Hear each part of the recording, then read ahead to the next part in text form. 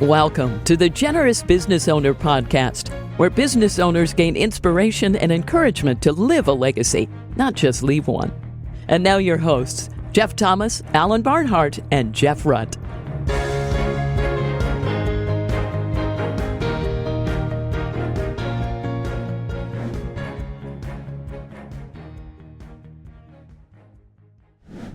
Welcome, everybody, to this week's Generous Business Owner Podcast. My name's Jeff Thomas, and I've got my co-host with me, Jeff Rutt. Say hello to the people, Jeff.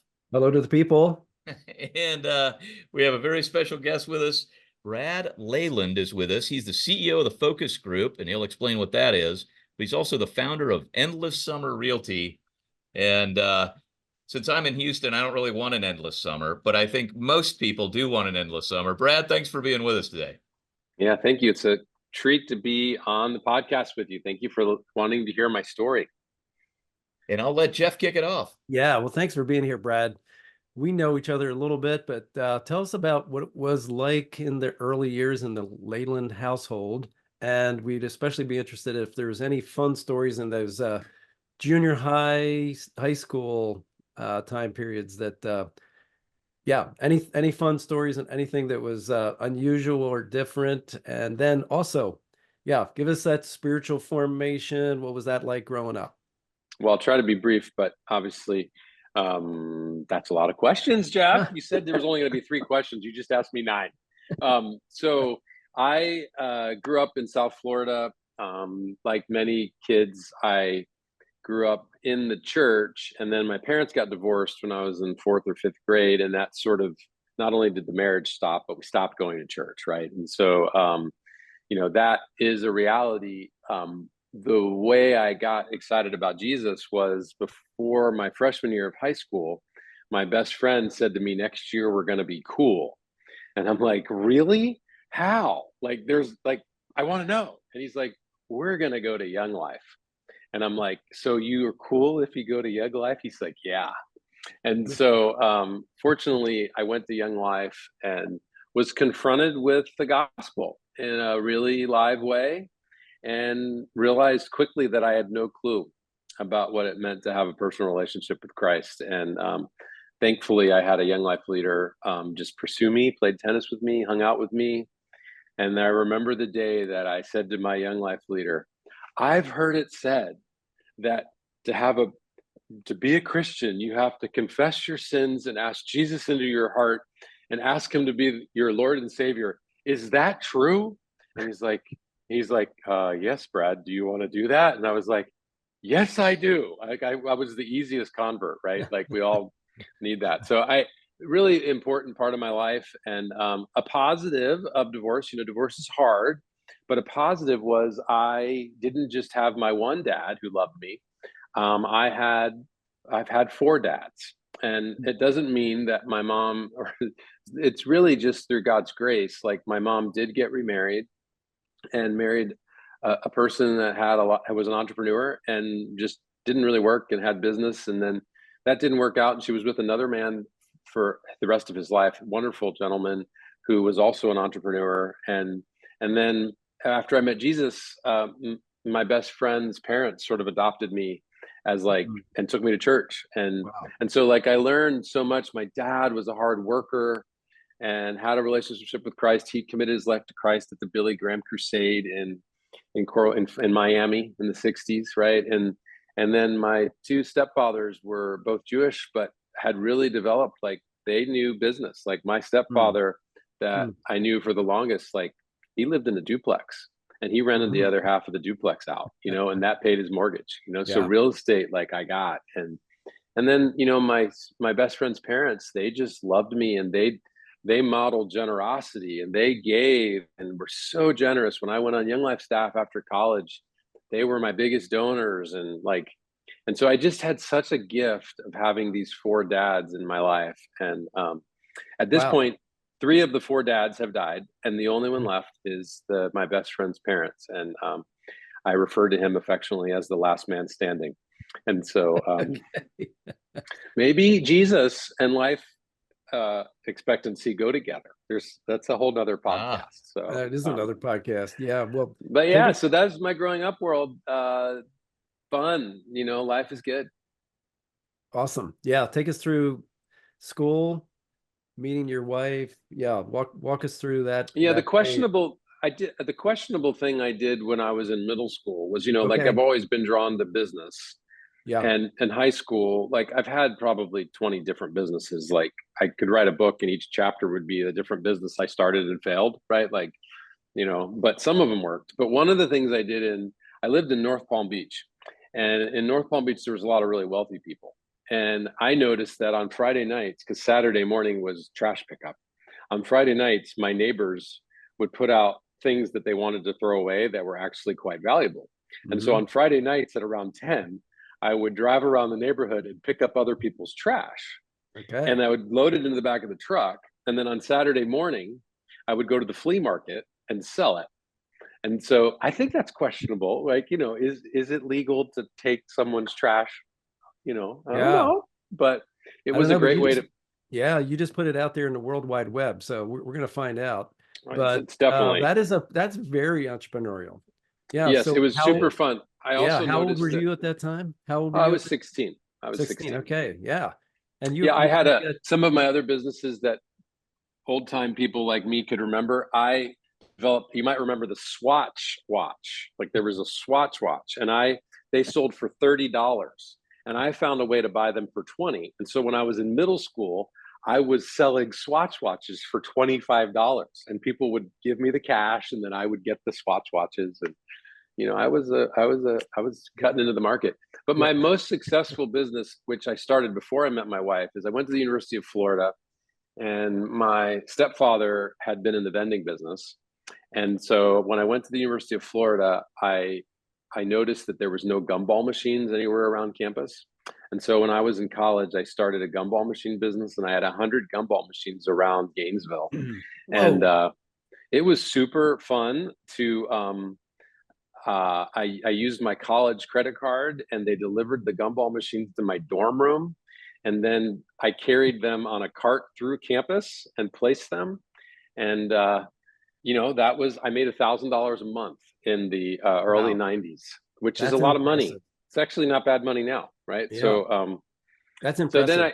I graduated from college and I went on the Young Life staff, and Young Life in those days would send you like you were a missionary. So you applied to the staff and they just sent you somewhere. So Oh, wow.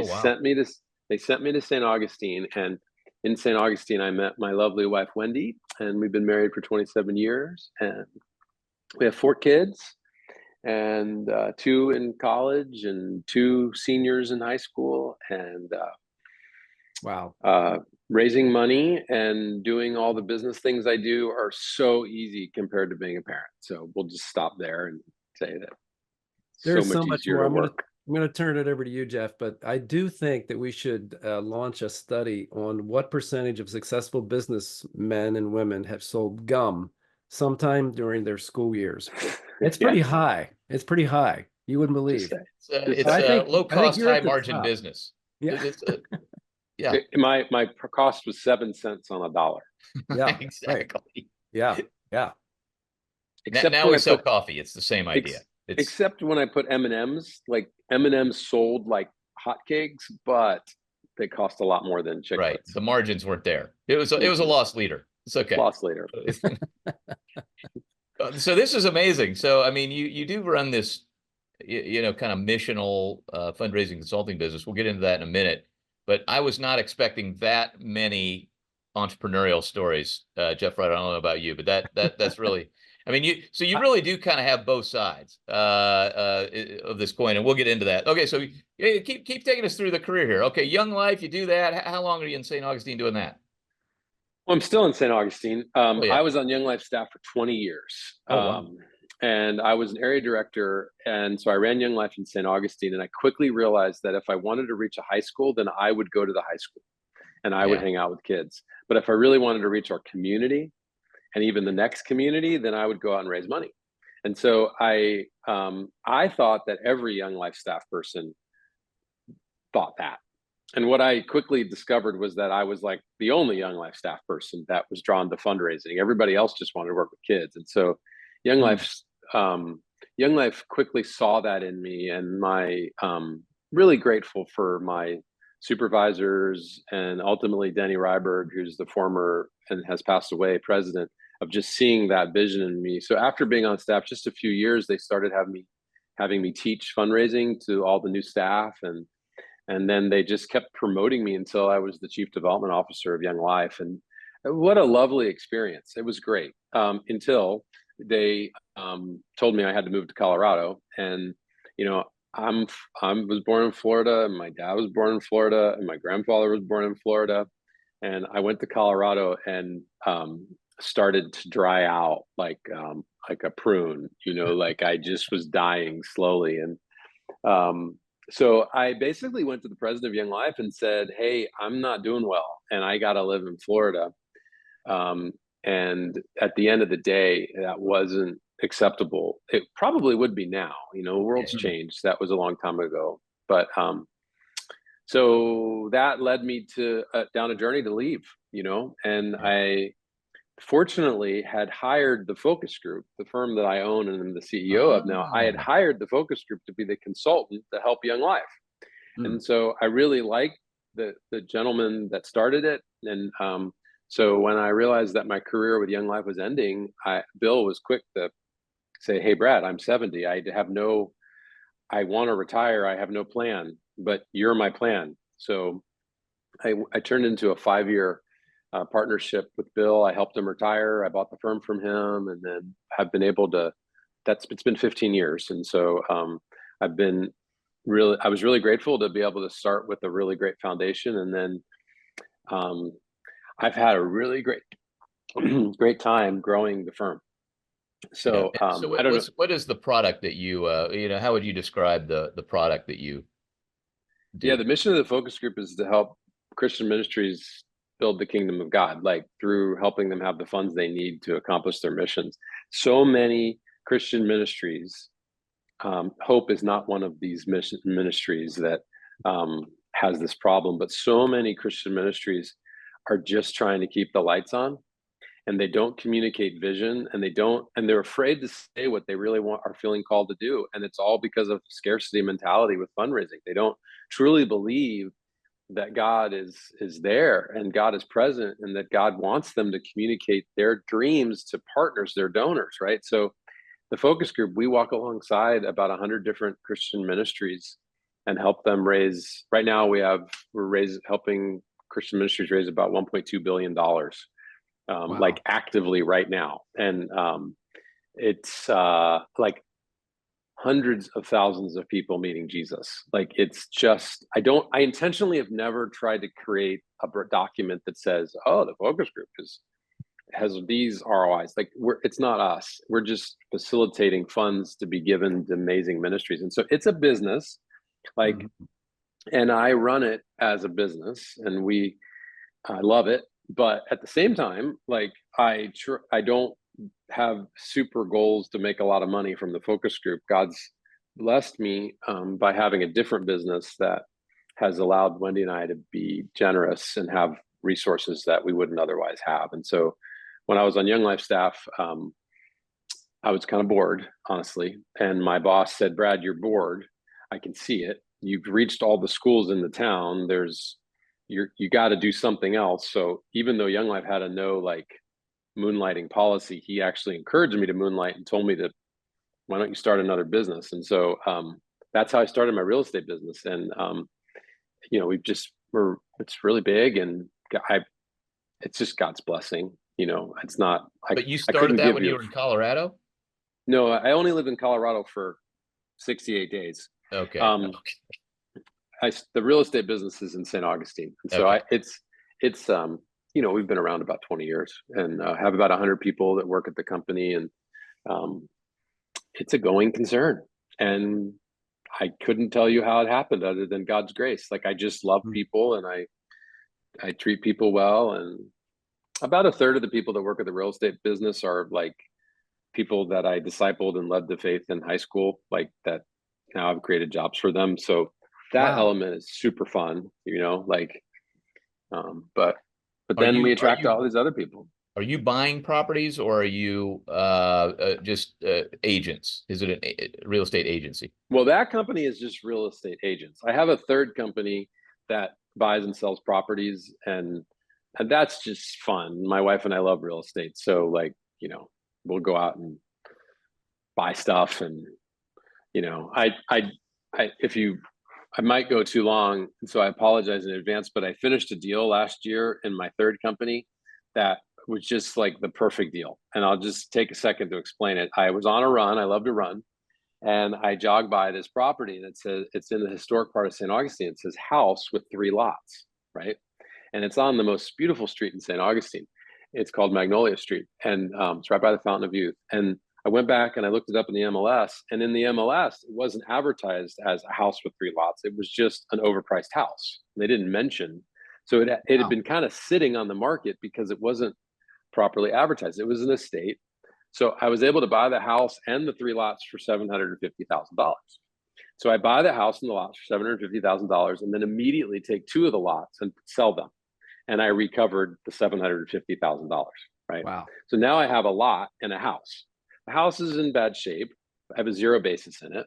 So I spend over a year and spend about, $300,000 renovating the house and turning it from a 3-1 to a 4-2, beautiful house, furnish it, turn it into a vacation rental.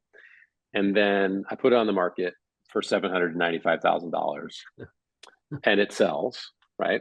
And so now I've made money, and then I still have a lot. And so that extra lot I donated to my nonprofit, my foundation that Wendy and I have set up. And I, 0 basis, but then I donate the lot that's worth $300,000. I get a tax write-off for the $300,000, and then now my foundation has an extra $300,000 to give away.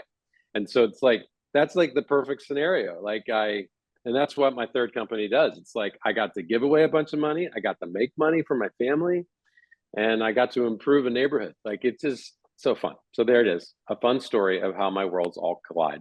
Brad, Wow. so how has your real estate business affected the way you think about your fundraising business? Has it given you kind of a new perspective on the givers? Well, what's happened is that inadvertently, Wendy and I have resources, right? And so, like, I didn't, like, in my career with Young Life or my career at the focus group, those don't justify assets or whatever. But God's just blessed us, right? And so I love giving. Like, I love getting to support ministries. And we used to have a donor advice fund, and we've moved away from that. We're moving away from that. We started our own foundation. It just seems to make more sense for us. So I get to be like I like to say, like, I'm the world's smallest major donor.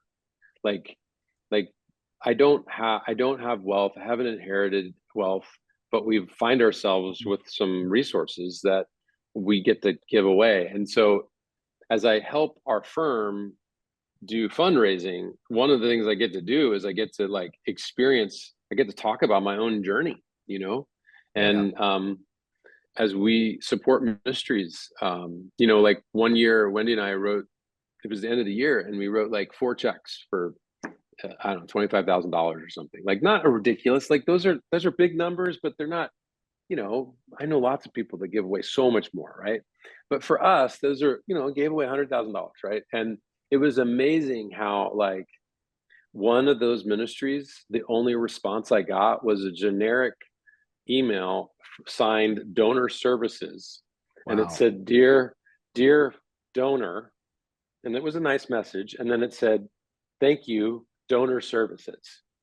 Like, how horrible is that, right? Yeah. And whereas another ministry, the president of a really big organization called me and said thank you. Wow. And like, to be able to say, like, okay, like, if you really care about your friends, you'll develop systems that triggers. I don't need the president to call me, but when I get an email that says dear donor, signed by donor services, like, I'm just saying, we can do better. So it's given you some stories to relate better. It's given you some, customer service tips, if you will, that you can use. I think, and Jeff Rett probably knows this as well as anybody, but I think sometimes it seems to me that nonprofit leaders are so missionally focused, and that, rightfully so, but maybe they don't have the right mentality about inviting people into the ministry with them, the donors. Instead of a necessary evil, it's actually a part of the ministry. How do you communicate that to the nonprofits you serve? Yeah, well, you're quoting from Henry Nouwen's book, Spirituality of Fundraising. I don't know if you know that, but that Henry says that exact quote. It gets quoted a lot. Like, many people think that fundraising is a necessary evil. He says that. So it's made its way through fundraising world. But well, the biggest, most practical way that I communicated is I wrote a book called Turning Donors into Partners. I'm not pushing my book here, but I wrote the book because, like, so many nonprofits just approach everything the wrong way. Like, they think it's the gimmicks. They think it's the coffee mug that says the name of their logo on it. They come up with these giving circles, and they say, oh, well, for $1,000, you can be a patron in our giving circle. And, like, who cares about your giving circle? How about for $1,000, I can transform 50 families in Ghana? Like, I'm in for that, but I don't care about your giving circle and the mug and the coffee, right? Like, and so I wrote I'll give the you book. more if I don't have to go to the circle. Oh, right. I know. So I wrote the book because, like, the focus group, like, if you're a if you need to raise $1 million, right, then it's easy to hire the focus group. And then we have a training department. We call it learning partnerships. And if you're like a missionary and you need to raise like 100,000, or a small nonprofit, we have a whole program for that. But, like, there's a lot of people that can't even afford that. And so I'm like, okay, how about I just give away all the answers, and it's $12 on Amazon, right? So my book literally has every single answer of what I believe is that donors are not ATM machines. Donors are partners that God allows to give. And so I want to be a partner to the ministries that we support.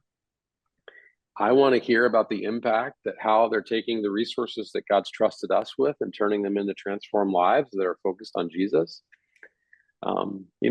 So I get very excited about that. But that, our team teaches that, and So we're grateful.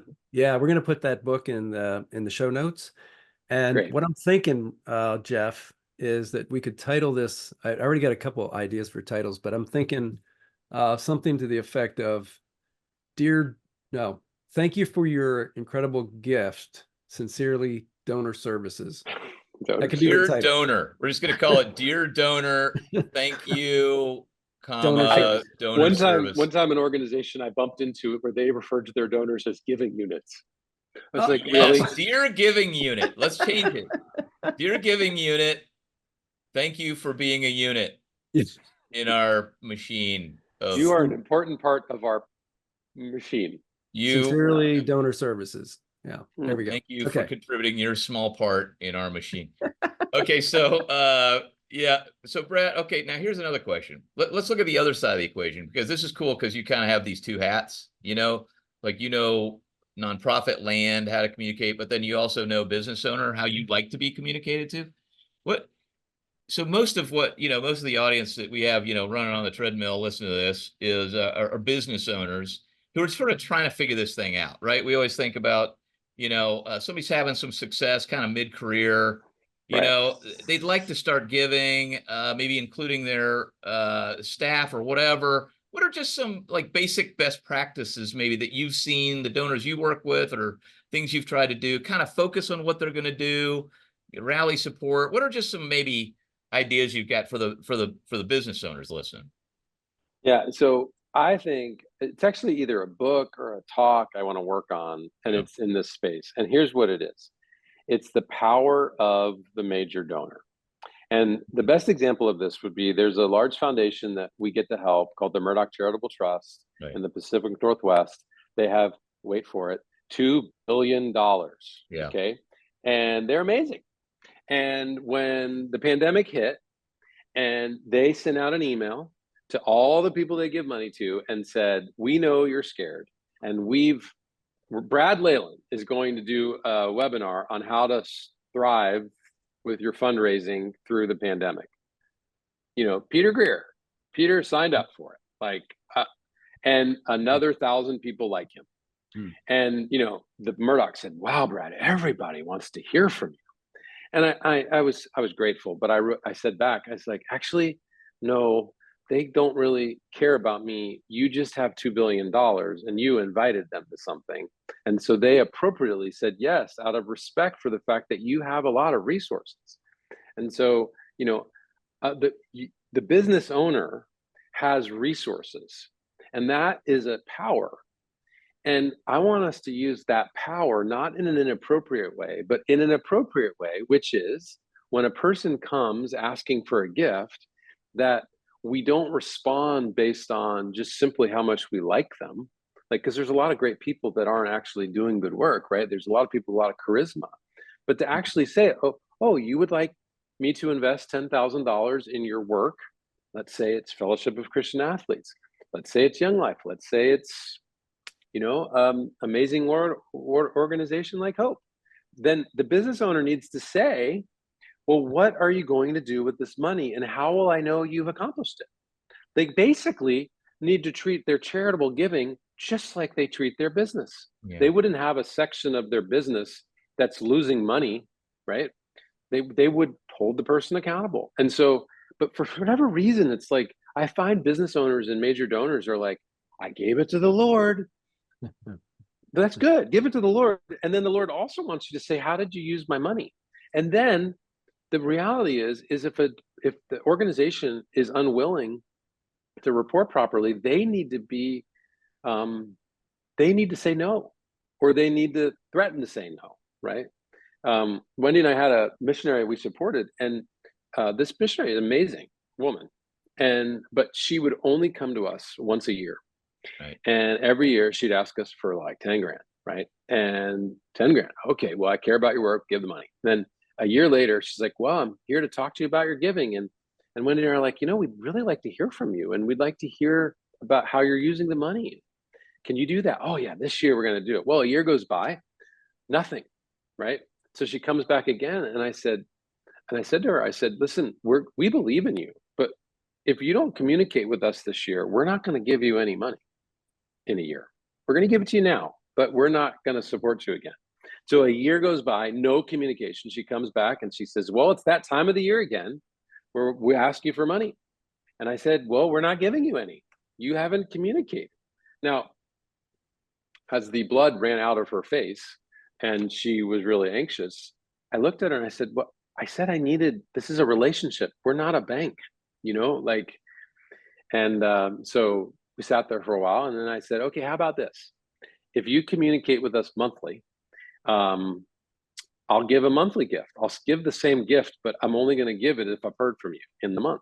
And she's, oh yeah, definitely, I'll do that. And that year she did it. But here's the power that I want to charge all the people that are listening to, is she did it for me. I asked of her, but then she's like, well, if I'm doing it for Brad and Wendy, I might as well send it to all my other partners too. And then suddenly a year goes by, she says, Brad, this is amazing. You should see the level of engagement I'm having amongst all my donors. Thank you for asking more of me, right? And so that's what I want to say to business owners is like, these are investments in the kingdom of God, and you are accountable to help people communicate properly, and a lot of the folks in ministry they don't think that way. They're like, we had this amazing event and it went great. Well, I'd like to understand it, and so I just would charge folks with that. And I can confess that for many years, there's this one ministry that if I added up our giving, I've definitely, given them more than $1 million. And I think I gave them money for way too long without asking. And I've changed my story with them. And but during some of those years where Wendy and I were sacrificing to give to them, I know for a fact there were not good outcomes. And I'm super sad about that. Like it's not that I wasted the money, good people. But man, I missed it. Like I think I missed an opportunity to so anyways, I don't want to be negative about myself. I think that whole arc of sort of asking for that, I love that story because it's a very understandable story. Yeah. With that personal relationship with a missionary. Like I think that illustrates but that's no different from Hope or any place else in terms of communication.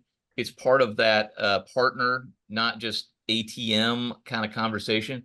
I think another piece of it that I've noticed with the families we work with is, we tend to deal with families that are selling their companies, and now they've got a bigger chunk that they've got to think about dealing with. And one of the things we often deal with is this idea of focus. It's literally the name of the company that you run, but just, how would you talk to families or business owners about thinking about focusing the things that, maybe not pray and spray December 31st, as we say, with a bunch of checks, just with whoever asked, and then asking for accountability with these 100. Do you have some advice for some of these folks on maybe how do they limit or put a filter on what they give to?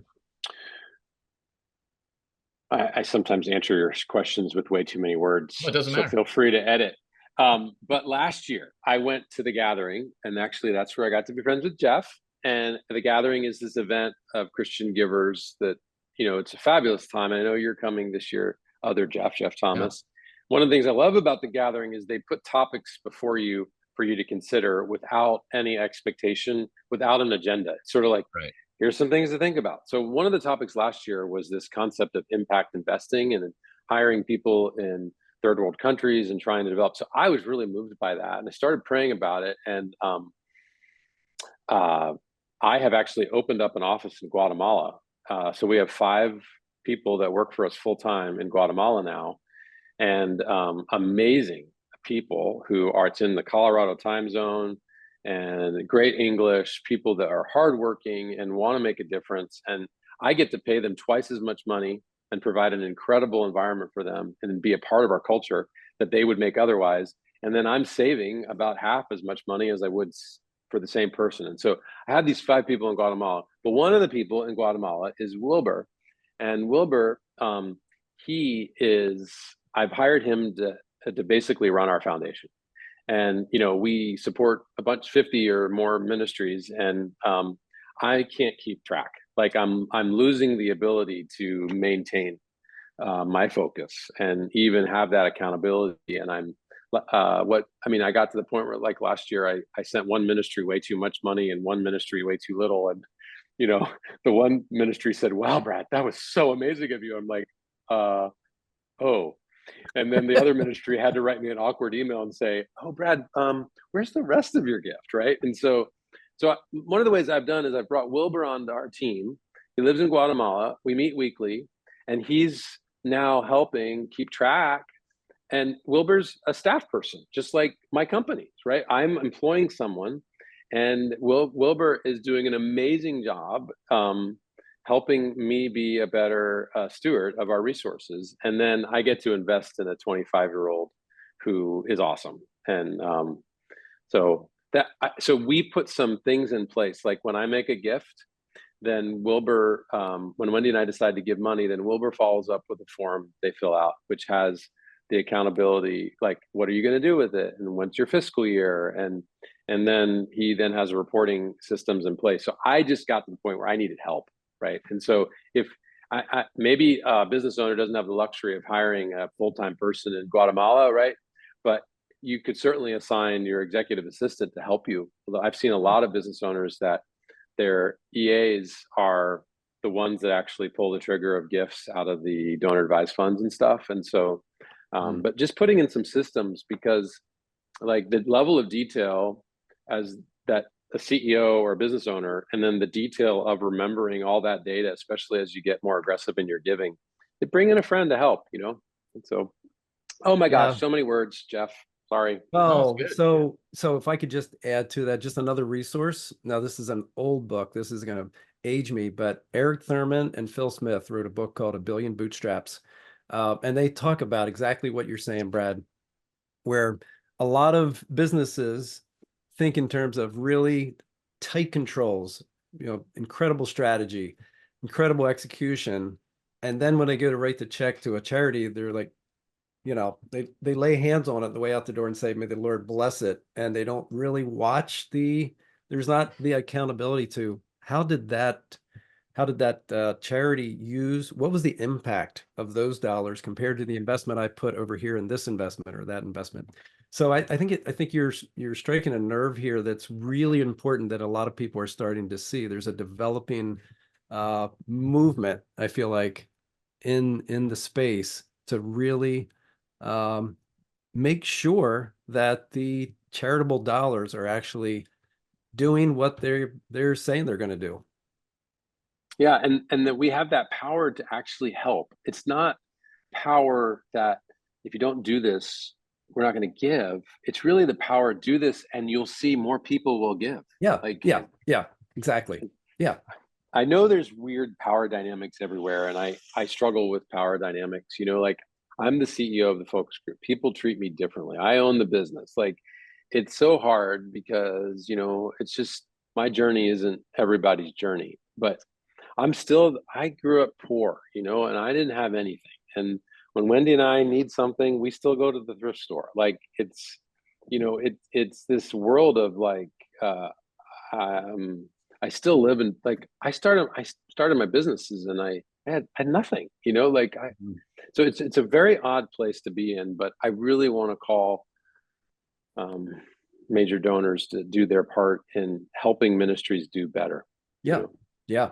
I've got this little letter opener that one of our people gave us, Sarah Fontenot gave us, and I'm glad it's not a knife that you're going to use on me. Yeah. Like, no, it's a knife. It's really hard to do over Zoom, but poke the guest a little bit, but it says accept your authority. We sort of pass around these gifts to each other to encourage people in areas that they have. And I think what she meant by that is just understand your authority, because sometimes, we have impact and we don't fully realize the impact that's available. So I think this idea you have around the power of the major donor, and yes, the keeping track, but just to understand the influence you have, and not for our own glory, but for God's glory. Mm-hmm. Okay. But accept it and use it, and do not apologize for it. He gave it to us, and we can acknowledge that and help other people with it. That's all we're trying to do. So I really like that, that sort of accept your authority, accept the power of the major donor, and use it effectively. I think, I mean, that's wonderful. But you know what I don't mean? I agree with you completely, but what I don't mean is that we should only support ministries that are successful. Like I've told you, I've had 4 million different businesses, right? And I started a fence building business. Like, oh my gosh, that was horrible, right? Like big failure, but I learned a lot. And so like reporting doesn't always have to mean success. Like it can mean we are trying to reach this community. We invested your 100,000 and we failed miserably. And here's what we learned. And here's how we're applying it so that we don't make that mistake again. That is great, right? But what is not great is to take my money, fail, and pretend everything's fine. Right. That's not good, right? I fail all the time. Because every great business person has made a terrible investment, and it's okay. And what do you want to do? You want to learn from it, And they've had people on their team make mistakes.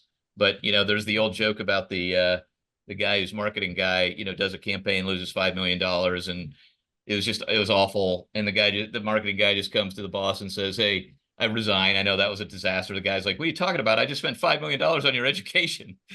Right. There's That's a good one. I've not heard that before. There's anyway, there's learnings that come from that. But I know as we're getting kind of toward the end of our time, the final question that we always try to ask, Brad, is just some practical tip. And you've given us lots actually, and kind of in the form we like, which is stories. But if there's some, we always talk about let's say there's a 40-year-old entrepreneur listening to this. They're starting to have some success, and they'd like to move in this direction. But where do they start? Just thinking about their platform being used for generosity. What's some practical tip? Well, the practical tip is to involve your family. And here's what we've done. Like part of success is like, you get to go on really fun trips, right? Like my kids jokingly, we've really gone amazing places around the world, right? And my kids have learned to, like, at school, like especially when they're younger, one child, I remember my son Jack, we had just gone on this trip around the world and went to Africa and did all these amazing things. And the little kid next to him said, he says, "What did you do this summer?" Jack goes, "Oh, we just visited some friends," and the kid next to him says, "I went to Atlanta." So like, kids of wealthy or business owner families generally have bigger experiences, right? Yeah. And but what I've done, Wendy and I have done, is that every time we go on these amazing trips, we incorporate going to visit ministries that we're supporting around the world. And our kids, in Kenya, we visited. We went on an amazing safari, but we visited this amazing ministry, right? And in Hong Kong, in Asia, like we go to and see amazing things, but then we visit ministries and missionaries, and we went to Italy, but I visited people we supported, and what's amazing to my children as we've traveled to 40 countries, and is that it's the people and the people in ministry. Those are the things they keep talking about. Exactly. It's not the exotic ski vacations and the trips to the Eiffel Towers. They don't really talk about it that much, but they talk about the missional impact of organizations. Like we support the Guatemala thing. The whole Guatemala office that I opened started because I took our family to Guatemala to visit 5 different ministries we support. And while going down there, I interacted with people who led me to this incredible thing that I've done. But we went there to visit ministries, and my children, like, we went to the Philippines and went into the villages and interacted with the ultra poor through this ministry similar to Hope called International Care Ministries. And like, my kids still talk about it, and like, they teach this class in entrepreneurship. And my 16-year-old got up and taught the class. And I mean, I could cry right now just thinking about him reflecting on all that he had and what he's trying to teach, and his, like, what a journey, right? So my advice is, as you take your kids to Paris, as you take them to all these places, take them to visit the people that are transforming lives around the world. Those are the adventures that'll transform your family. And so there you go. Great idea. I know Jeff Rutt is a true believer. Yeah. Brad, share one more thing, if you could, before we sign off, on what other advice do you have besides the trips on passing that heart of generosity to the next generation? Because that's a huge topic right now. Yeah, I mean, I wish I could say I was better at it. Like I have 4 kids, and God's created each of my 4 children differently. And I have, of my 4 children, I have one of them who's so drawn to it, and the other 3 who are respect it, right? And so I wish I could say I have a formula. What I have is aspirations. Now, I have set up our estate plans in such a way that our wealth is going to our foundation, and then it goes to our children with giving parameters. So like I'm very committed to the building the kingdom of God, right? So, but Jeff, I wish I had better answers. I just observed 4 kids, and they're just so different, right? Yeah. But I did have my one son who's probably not walking with the Lord the deepest. He still believes, but like, I had this really interesting conversation with him this summer about giving, and he asked me to give some money to something, and I said, well, this is what I said to him. I said, well, I'm not going to make that decision. I'm going to tell you my parameters of how your mom and I decide to give, and then I'd like you to make that decision. It was very interesting because he started by asking me to give this organization money, and then when I shared with him my parameters and I told him what it was his choice, he's like, well, I don't know if we should give them money. So you engaged him. Yeah, he was engaged in the process. Yeah, I did, but I just feel like I'm a bozo. I don't know what I'm doing. I'm sorry that I didn't have a better answer. But if you have another person in it that you could tell me to talk to, I'd like to talk to them. Actually, I think what you're doing is amazing. You just explained an area where you engaged that young adult in a decision process that they had to think through. I think that in combination with the seeing the work and being a part of visiting Because it's exactly what you said. When you go to the Philippines, or what, maybe a better example is when you go to France, they don't talk about the Eiffel Tower. They talk about the people. If there's, somebody that you were supporting there or serving there, that's what they remember. Oh my gosh, I took my kids, we support and have served both like as a consultant and then it's as a major donor, the Union Rescue Mission in LA, where they have Skid Row and homelessness is crazy. And we had this fun trip to LA, but then I took like half a day where we went and volunteered, right? And then they had a resident whose life had been transformed off the streets, meet Jesus. And then he sat down with my girls and he shared with them his story. Wow. And my girls were weeping. Wow. I mean, it's like, oh my God. So but that stuff doesn't just happen if you don't plan it, right? No. Well, you've got to be modeling it for that to even happen. Yes. So the thing I'm talking about, there's not a formula. It's just like, our kids are their own people. They have to accept Christ for themselves. They have to make all these choices for themselves. We have a principle that we talk about: empower, don't control. You can't control them anyway. So, I mean, control is a fallacy, but the empowerment is, what you're doing. You're taking them with you while you have the influence.